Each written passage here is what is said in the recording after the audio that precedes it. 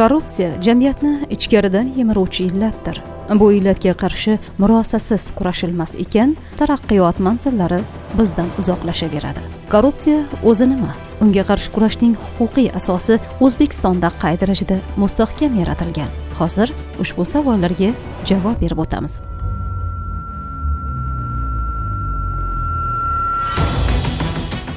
Korrupsiya shaxsning o'z mansab yoki xizmat mavqeidan shaxsiy manfaatlarini yoxud o'zga shaxslarning manfaatlarini ko'zlab, moddiy yoki nomoddiy naf olish maqsadida qonunga xilof ravishda foydalanishi, xuddi shuningdek, bunday nafni qonunga xilof ravishda taqdim etish.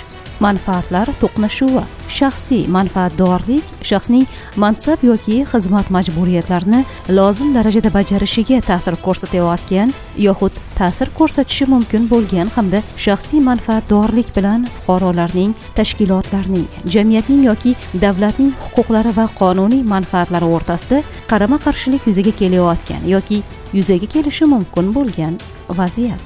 Mamlakatimizda mazkur yo'nalishda qabul qilingan normativ huquqiy hujjatlar, O'zbekiston Respublikasining korrupsiyaga qarshi kurashish to'g'risidagi qonuni, O'zbekiston Respublikasi Vazirlar Mahkamasining korrupsiyaga oid huquqbuzarliklar haqida xabar bergan yoki korrupsiyaga qarshi kurashishga boshqa tarzda ko'maklashgan shaxslarni rag'batlantirish tartibi to'g'risidagi nizomni tasdiqlash haqida qarori, O'zbekiston Respublikasining Jinoyat kodeksi, O'zbekiston Respublikasining Ma'muriy javobgarlik to'g'risidagi kodeksi.